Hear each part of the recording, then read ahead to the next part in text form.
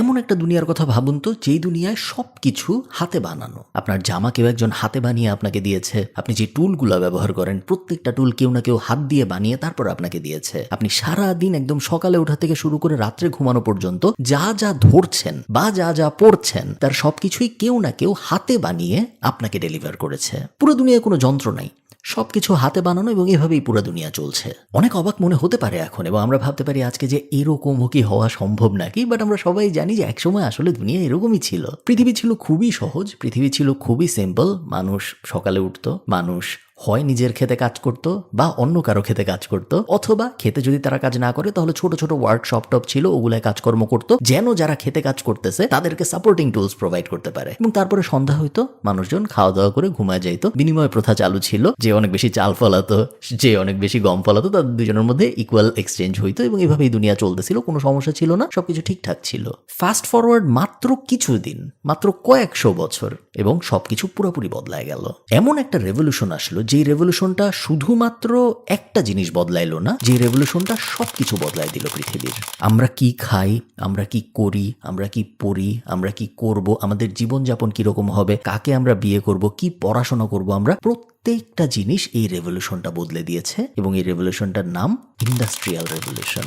আজকে আমরা ইন্ডাস্ট্রিয়াল রেভলিউশনের ব্যাপারে জানবো। চলেন শুরু করা যাক। 1800 সালের আশপাশের কথা যখন আমরা গল্প শুরু করছি তখন, এবং এই কাহিনীটা বেসড ইন গ্রেট ব্রিটেন। বেশিরভাগ মানুষ ওই সময় গ্রেট ব্রিটেনে ছিল সহজ সরল। তারা মোটামুটি আজকের দিনের একজন নিম্ন মধ্যবিত্ত যেরকম জীবনযাপন করে সেরকম জীবনযাপন করছিল 1800 সালে। গ্রেট ব্রিটেন তো অনেক বড়, সো গ্রামের দিকে থাকতো এই মানুষগুলা বেশিরভাগ সময়। আজকে আমরা যেসব শহর চিনি, লন্ডন টন্ডন, ওই সব শহরে কিন্তু ওই সময় কেউ থাকতো না। নিজেদের ছোট ছোট জমিতে তারা চাষ করতো, বা একটু আগে আমি যেটা বলছিলাম, অন্য কারো জমি আছে, সেই জমিতে সে চাষ করে, ওই চাষের জন্য কিছু যন্ত্রপাতি লাগবে, এসব যন্ত্রপাতি তো বানানোর জন্য ওয়ার্কশপ লাগবে। এই সব ওয়ার্কশপও কিছু মানুষ দিয়েছিল, যেখানে তারা এই ধরনের কাজকর্ম করতো যেন ওই ফার্মিং এর মানুষদের হেল্প হয়। এই দুইটা ছাড়া আরেকটা ক্যাটাগরির মানুষ ছিল যাদের ফার্মিং অত ভালো লাগতো না, তারা সাধারণত পশুপালন অ্যাঙ্গেলে চলে গিয়েছিল, তারা পশুপালন টালন করতো। এগুলোই ছিল মেইন ইন্ডাস্ট্রি ওই সময়, শুধুমাত্র গ্রেট ব্রিটেনের না, পুরো দুনিয়ার। যদিও ব্রিটেনের মানুষ সহজ সরল জীবনযাপন করতেছে, ব্রিটেন রাজ্য হিসেবে কিন্তু এত সহজ সরল জীবনযাপন করতেছে না। ব্রিটেন ওই সময় একটা পাওয়ার হাউস। আপনারা সবাই ইতিহাস পড়ছেন, বেসিক ইতিহাস আমরা সবাই জানি ব্রিটেনের, এবং ব্রিটেন ওই সময় একের পর এক রাজ্য দখল করে যাচ্ছে। ইউরোপের সবচেয়ে শক্তিশালী দেশ তো অবশ্যই ব্রিটেন, পুরো দুনিয়ারই সবচেয়ে শক্তিশালী দেশ তখন ব্রিটেন। তখন আমেরিকা পাওয়ার হয় নাই, এবং পৃথিবীর বিভিন্ন কোনায় কোনায় ব্রিটেন দখল করে রাজ্য বসাচ্ছে, দেশ কন্ট্রোল করতেছে। ইভেন ভারতবর্ষ এবং বাংলাদেশও দখল করছিল ব্রিটেন, এবং অনেকদিন পর্যন্ত কিন্তু ব্রিটেন এই ভারতবর্ষ শাসন করেছে, আমরা জানি। মোট কথা আমি যেটা বোঝাতে যাচ্ছি সেটা হলো, এমন কিছু নাই যেটা ওই সময়ের ব্রিটেনের ছিল না। বিশাল কয়লার রিজার্ভ, বিশাল আয়রনের রিজার্ভ, বিশাল একটা নেভি, যেই নেভিটা পুরা সমুদ্র দাপায় বেড়াতো পুরা পৃথিবীর, সবকিছু ছিল ব্রিটেনের ওই সময়ে। সবচেয়ে বড় যে জিনিসটা ব্রিটেনের ছিল, যেটা অন্য কোনো দেশের ছিল না ওই সময়, সেটা হলো একটা স্টেবল গভর্নমেন্ট। একটা স্টেবল গভর্নমেন্ট থাকা আসলে খুব গুরুত্বপূর্ণ ব্যাপার যে কোনো দেশের ইকোনমির জন্য। আপনি হয়তো ভালো বুঝবেন, যেহেতু বাংলাদেশ আমাদের স্টেবল গভর্নমেন্ট নিয়ে প্রায় ঝামেলা হয়। স্টেবল গভর্নমেন্ট যদি কোনো দেশে বা কোনো রাজ্যে না থাকে, তাহলে ওই দেশে পারতপক্ষে বাইরের থেকে দেখলে যদিও মনে হয় যে সবকিছু তো ঠিকঠাকই চলতেছে, বাট বিজনেসের দুনিয়ায়, ইনভেস্টমেন্টের দুনিয়ায়, মানুষের দুনিয়ায় ইন্টারনালি ম্যাক্রোভিউতে অনেক বাজে ধরনের এফেক্ট পড়ে। যেহেতু ব্রিটেনের ওই সময়ে একমাত্র দেশ ছিল ব্রিটেন যাদের এই সমস্যাটা ছিল না, খুব স্টেবল একটা গভর্নমেন্ট ছিল, রাজ্য অবস্থা খুব ভালো ছিল, ব্রিটেন খুব সুন্দর করে ফাংশন করতেছিল। আজকের দিনে যে পিছনে তাকায় আমরা প্রেডিক্ট করতে পারি যে পৃথিবীর কোনো একটা দেশে যদি ইন্ডাস্ট্রিয়াল রেভলিউশনের সূতিকাগার হওয়ার সুযোগ সৃষ্টি হতো, সেটা সম্ভবত ব্রিটেনই হইতো, এবং এক্স্যাক্টলি তাই হয়েছে। ইন্ডাস্ট্রিয়াল রেভলিউশনের প্রথম ধাপটা শুরু হয় গ্রেট ব্রিটেনে। এই ভিডিওর স্পন্সর ট্যাপসেন্ড, যেটা হলো এক দেশ থেকে আরেক দেশে টাকা পাঠানোর একটা অ্যাপ, যেটার iOS এবং অ্যান্ড্রয়েড দুইটা ভার্সনই আছে। অন্য অ্যাপ ব্যবহার না করে ট্যাপসেন্ড ব্যবহার করে আপনি কেন টাকা পাঠাবেন, এটার 5টা কারণ আছে। 1 নম্বর সুবিধা, জিরো ট্রান্সফার ফি। আপনি যখন টাকা পাঠাচ্ছেন, আপনার টাকা পাঠাইতে অথবা যিনি টাকা রিসিভ করতেছে তার টাকা রিসিভ করতে কোনো এক্সট্রা খরচ টরচ হয় না। 2 নম্বর বেনিফিট, খুবই ভালো এক্সচেঞ্জ রেট। আপনি আজকে যখন কাউকে $1 পাঠাচ্ছেন, ওই $1 সর্বোচ্চ বিডিটি ইকুইভ্যালেন্ট যেটা, সেটাই ট্যাপসেন্ড আপনাকে দেয়, যেটা খুব ভালো একটা ব্যাপার। 3 নম্বর বেনিফিট, ফ্লেক্সিবল পেমেন্ট মেথড। আপনি যাকে টাকা পাঠাচ্ছেন, সে তার বিকাশে টাকা নিতে পারবে, সে তার নগদে টাকা নিতে পারবে, সে ক্যাশ পিক আপ করতে পারবে, সে তার ব্যাংক অ্যাকাউন্টে টাকা নিতে পারবে। মোট কথা, তার টাকা রিসিভ করতে কোনো এক্সট্রা হ্যাসেল হইতে হবে না। 4th বেনিফিট, খুবই কুইক ট্রান্সফার। খুব বেশি সময় লাগে না, আপনি যখন টাকা পাঠাবেন তখন যিনি টাকা রিসিভ করতেছে তার ওই টাকাটা তার কাছে পেতে।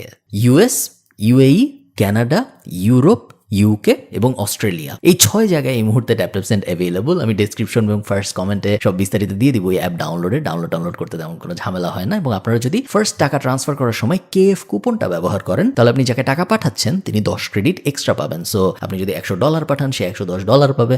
আপনি যদি 100 পাউন্ড পাঠান, তাহলে সে 110 পাউন্ড পাবে। কিন্তু আপনি যদি 100 দিরহাম পাঠান, তাহলে সে 150 দিরহাম পাবে। দিরহামের ক্ষেত্রে একটু বেশি পাওয়া যায়, বাট বাকি সব জায়গায় $10 করে এক্সট্রা পাওয়া যায়। চলুন আবার ভিডিওতে ফেরত যাই আমরা।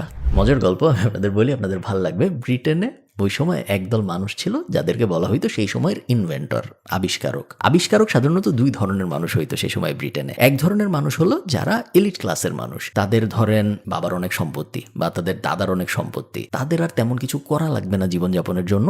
পরের মিলটা, পরের খাবারটা কোথা থেকে আসবে এটা নিয়ে তাদের কোনো টেনশন নাই। তো তারা তাদের পুরো এফোর্ট দিত জ্ঞান আহরণের জন্য। তারা বইপত্র পড়তো, তারা বিভিন্ন জিনিস ঘাটাঘাটি করতো, এক্সপেরিমেন্ট করতো এবং ওভাবে তারা আবিষ্কারক হয়ে যাচ্ছিল। আরেক ধরনের মানুষ ছিল যাদের বাপ মায়ের কিছুই নেই, যাদের দাদা দাদির কিছুই নেই, বাট এরা ছিল পুরা পাগল। এদের মাথার মধ্যে আবিষ্কারের নেশা ছাড়া অন্য কোনো কিছু আসতো না। এরা এটা কিভাবে হয়েছে, ওটা কিভাবে হয়, এটা কিভাবে করব, ওটা কিভাবে করতো, সারাক্ষণ এদের মাথার মধ্যে প্রশ্ন ঘুরতো যে পুরা পৃথিবী আসলে চলে কিভাবে, সব জিনিসপত্র আসলে চলে কিভাবে। এই 2 দলই ব্রিটেনে ওই সময় বেশ প্রেভেলেন্ট ছিল, অনেক বেশি ছিল। এবং এই 2 দল একটা বড় কারণ যেই কারণে ইন্ডাস্ট্রিয়াল রেভলিউশনটা ব্রিটেনে শুরু হয়েছে।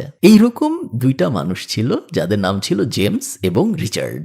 ইংল্যান্ডের একটা ছোট্ট গ্রামে বসে জেমস নামের ওই লোকটা একটা অদ্ভুত জিনিস আবিষ্কার করে, যে জিনিসটার নামও দেয় স্পিনিং জেনি। স্পিনিং জেনি কি জিনিস আপনি নাম শুনে বুঝতে পারতেছেন। স্পিনিং যেহেতু আছে তার মানে ঘোরাঘুরির কোনো একটা ব্যাপার আছে। জেনি নামটার আসলে তেমন কোনো মানে নাই। স্পিনিং জেনির আক্ষরিক বাংলায় আমি না যে আমি আপনাদের সরাসরি বলে দিই এটা কি জিনিস। এটা হলো একটা সেলাই মেশিন। ওই সময়ে এই স্পিনিং জেনি আবিষ্কারের আগ পর্যন্ত, জেমস যখন এটা করলো তার আগ পর্যন্ত কাপড় সেলাইয়ের সিস্টেম ছিল খুব বেসিক। কাপড় আসবে, শুয়ে আমরা সুতা ভরবো, একজন মানুষ বসবে সেই কাপড় বাম হাতে নিয়ে, সুতা ডান হাতে নিয়ে, এবং তারপরে এভাবে ঘুরায় ঘুরায় সে সেলাই করতে থাকবে। জেমস যখন খেলতে খেলতে একদম অদ্ভুতভাবে স্পিনিং জেনি আবিষ্কার করে ফেলে, তখন পুরো দুনিয়াটা একটু অন্যরকম হয়ে যায়। সবাই ভাবে যে একটা জিনিস আমি ঘুরাচ্ছি, সাথে সাথে আরেক জায়গায় সেলাই হচ্ছে, এটা কিভাবে সম্ভব। জেমসকে নিয়ে শুরুর দিকে অনেক বেশি টানাটানি হয়, শুরুর দিকে সবাই অনেক অবাক হয়। বাট ওই সময়ের ব্রিটিশ কালচারটা না খুবই অ্যাসপায়ারিং এডুকেটিভ কালচার ছিল। মানে একটা টাইম কিন্তু ছিল, আমরা জানি অজ্ঞানতা অন্ধকারের যুগ যেটা বলা হয়, যেখানে কোনো জ্ঞান আহরণের চেষ্টা করলে অনেক সময় তাদেরকে মেরে ফেলা হইতো। যে সূর্য পৃথিবীর চারিদিকে ঘুরে নাকি পৃথিবী সূর্যের চারিদিকে ঘুরে, এটা নিয়ে কিন্তু মানুষজনকে আগুন টাগুনে পুরো মারা হয়েছে এক সময়। বাট ওই সময় ব্রিটেনের অবস্থা এরকম ছিল না। ওই সময় নতুন কেউ যদি কোনো কিছু আবিষ্কার করতো তাকে উল্টা মানুষ সেলিব্রেট করতো। জেমস ওর ছোট্ট টাউনে মোটামুটি ইনস্টাগ্রাম ইনফ্লুয়েন্সার হয়ে যায় ওই সময়। ওই সব জায়গায় যায় দেখা, ওখানে কিছু ফ্যাক্টরি ছিল যে আরে গাধা তুমি কি সেলাই করতেছ হাতে, তুমি এই মেশিনটা নাও, আমি বানাইছি এটা, এখানে ঘুরাবা, ওখানে সেলাই হইতে থাকবে। তুমি একদিনে কয়টা জামা বানাও? 3টা। এই মেশিনটা ইউজ করো, একদিনে তুমি চাইলে 40টা জামাও বানাইতে পারবা। জেমস যখন ইংল্যান্ডের এক গ্রামে এই কাহিনী করতেছে, ওই একই সময় রিচার্ড ইংল্যান্ডের আরেক গ্রামে আরো অদ্ভুত একটা কাহিনী করে বসে। রিচার্ড একদিন রাস্তা দিয়ে হাঁটতেছিল নদীর পাশ দিয়ে। সো নদীর পাশ দিয়ে যখন হাঁটতেছে, ও দেখে যে একটা বাঁধ। সো নদীতে একটা বাঁধ দেওয়া এবং বাঁধের কারণে অনেক ফোর্সে পানি পড়তেছে। তো রিচার্ড ওইটা দেখা ভাবে, হঠাৎ ওর মাথায় আসে যে এই ফোর্সের পানির সামনে যদি আমি কোনো একটা কিছু বসাইতে পারি, তাইলে ফোর্সের পানি ওইটার গায়ে যখন হিট করবে তখন একটু অ্যাঙ্গুলার মোমেন্টাম পাওয়া যাবে। তো রিচার্ড এটা মাথা থেকে সরাইতে পারে না এবং ও বাসায় যে ছবি টবি আঁকে এবং ফাইনালি ও একটা জিনিস বানায় যেটার নামও দেয়, খুব বেসিক নাম, water frame. Water frame individually অত বড় আবিষ্কার না, আবার জেমসের স্পিনিং জেনিও অত বড় আবিষ্কার না।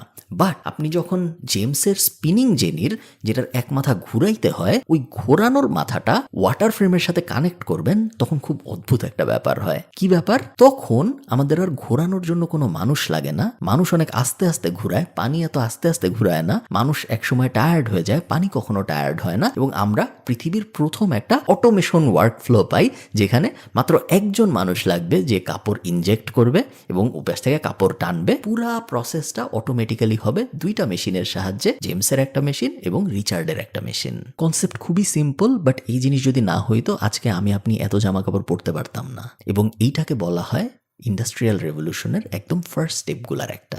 এই আবিষ্কারটা পুরা দুনিয়াকে প্রথমবারের মতো দেখায় যে না, 1 ঘন্টার কাজ করলে 1 ঘন্টারই যে আউটপুট পাওয়া যাবে ব্যাপারটা ওরকম না। 1 ঘন্টার কাজ করে 100 ঘন্টার আউটপুটও পাওয়া যেতে পারে। আমাদের শুধুমাত্র দরকার রাইট টুলস এবং রাইট সিস্টেম। আচ্ছা, বেসিক গল্প থেকে আমরা একটু অন্যরকম ইঞ্জিনিয়ারিং এর গল্পে আসি, কারণ এই গল্পটাও ইন্ডাস্ট্রিয়াল রেভলিউশনের জন্য খুব গুরুত্বপূর্ণ। তো একদিকে তো এরকম ছোট ছোট আবিষ্কার হচ্ছে, আমি 2টার এক্সাম্পল দিলাম, বাট এরকম আবিষ্কার ওই সময় রেগুলারলি হচ্ছে ব্রিটেনে। আপনারা জানেন ওই সময় পৃথিবীর সবচেয়ে বড় ইন্ডাস্ট্রিগুলোর একটা ছিল মাইনিং ইন্ডাস্ট্রি। তার কারণ মাইনিং ইন্ডাস্ট্রি একমাত্র ইন্ডাস্ট্রি ছিল যারা অনেক টাকা ঢালতে পারতো তাদের কাজের পেছনে। তারা বড় মেশিন কিনতে পারতো, কারণ তারা সোনা বের করতেছে মাটির ভিতর থেকে, তারা কয়লা বের করতেছে মাটির ভিতর থেকে, তারা তেল বের করতেছে মাটির ভিতর থেকে। সো তাদের যেহেতু বড় ব্যবসা ছিল, সো তাদের রিসোর্স ইনভেস্ট করার ক্যাপিটালও ছিল অনেক।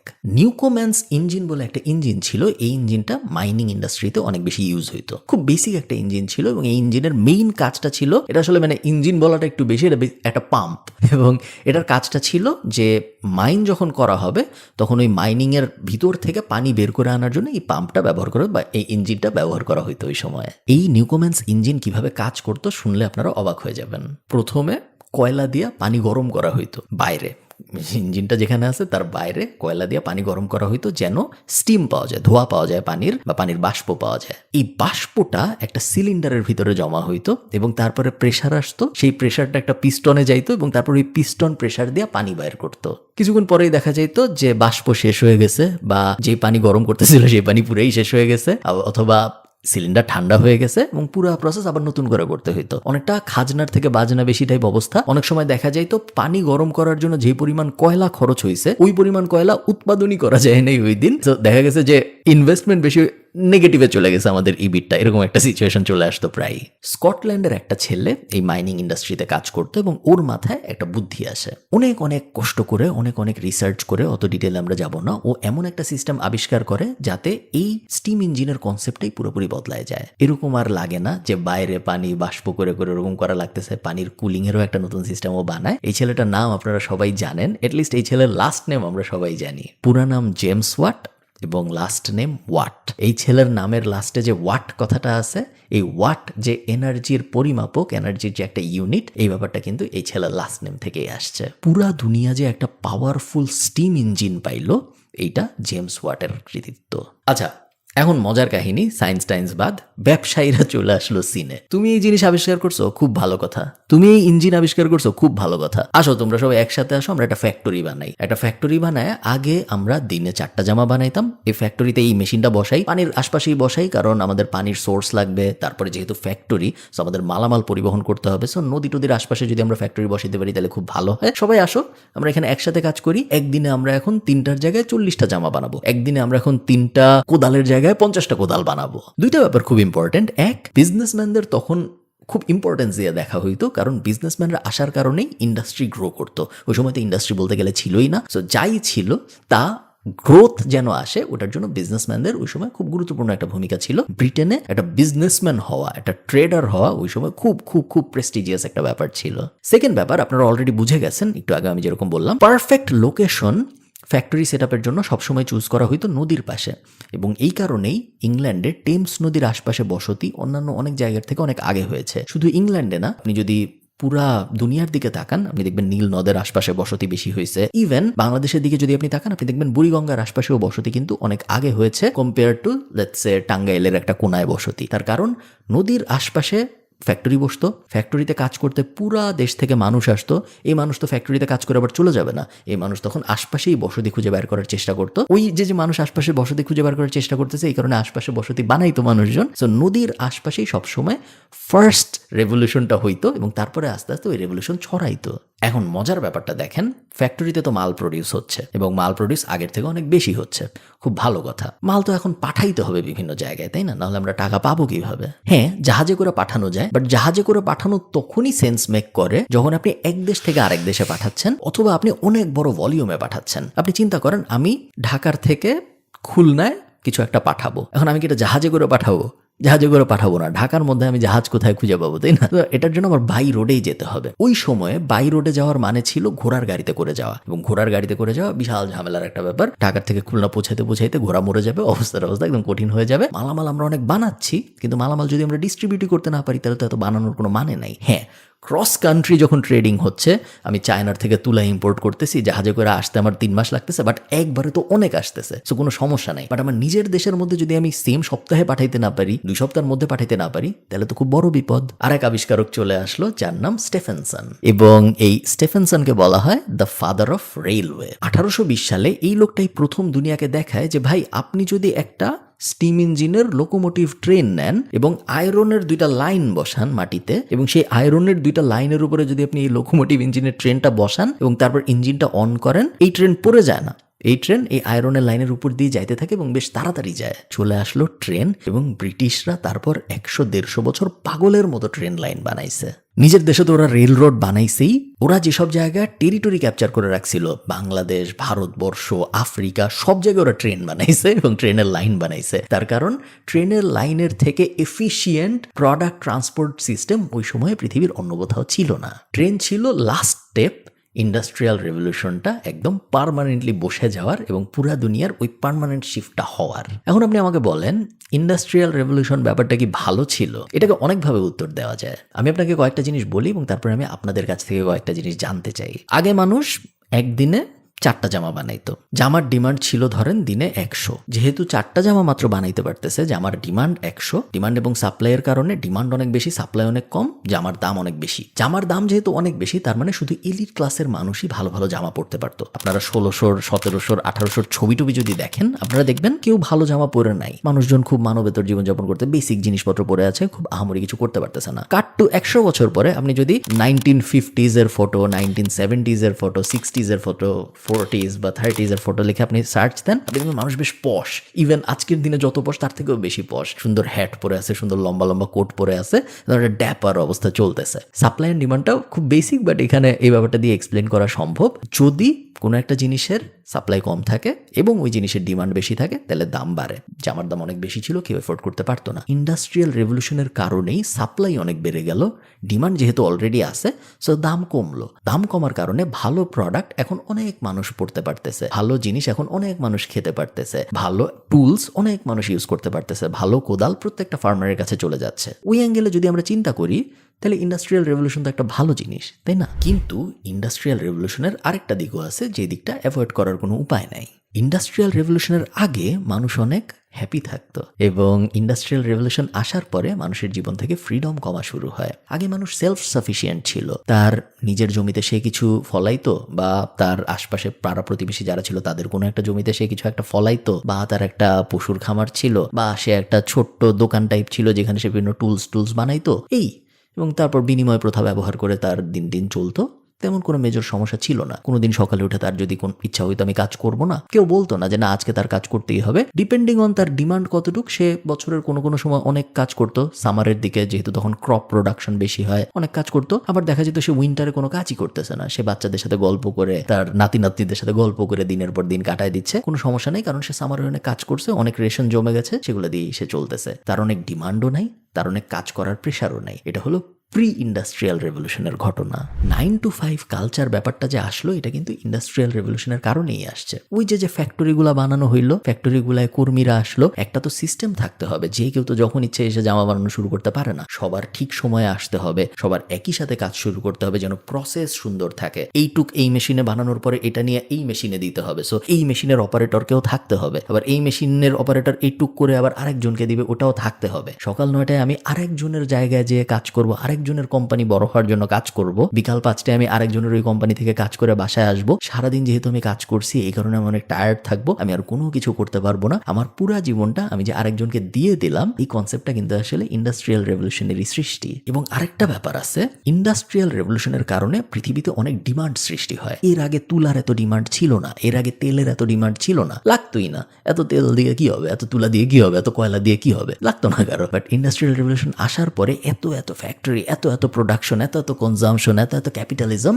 এখন সবার অনেক কিছু লাগে। সবার যেহেতু অনেক কিছু লাগে, সবার তো এত কিছু নাই। না থাকলে আমি এখন কি করব? আমার নাই, অমুক দেশের আছে, যাই অমুক দেশে অ্যাটাক করি। আমার আর্মি আছে, আমার আর্মি দিয়ে আমি অমুক দেশে অ্যাটাক করে ওর রিসোর্সেস সব নিয়ে আসার চেষ্টা করি। 1700-1800 শেষ পর্যন্ত অনেকগুলা যুদ্ধ শুধুমাত্র রিসোর্সের জন্য হয়েছে, এবং এই যুদ্ধগুলার একটাও হইতো না যদি ইন্ডাস্ট্রিয়াল রেভলিউশনের শিফটটা না হইতো। আমি নিজে আসলে সঠিক উত্তরটা জানি না, এবং আমার ধারণা কেউই জানে না। ইন্ডাস্ট্রিয়াল রেভলিউশন না থাকলে আমি আপনার দিকে তাকায় কথাই বলতে পারতাম না, কারণ ক্যামেরা থাকতো না, চেয়ার থাকতো না, টেবিল থাকতো না, বা থাকলেও এত দাম থাকতো কারণ হ্যান্ডমেড হইতো, আমি কখনো এফোর্ড করতে পারতাম না। কম্পিউটার থাকতো না, ইন্টারনেট থাকতো না। আবার অনেক মানুষ বলবে এগুলো হয়তো থাকতো না, বাট ইন্ডাস্ট্রিয়াল রেভলিউশন না থাকলে মানুষ অনেক খুশি থাকতো, মানুষ অনেক শান্তিতে থাকতো, মানুষের আসলে কোনো টেনশনই থাকতো না। আপনাদের কি মনে হয় আমাকে কমেন্টে জানান, আমি খুবই আগ্রহী হব জানতে যে ইন্ডাস্ট্রিয়াল রেভলিউশন নিয়ে আপনাদের থটসগুলা কি কি। ভালো থাকেন, টাটা।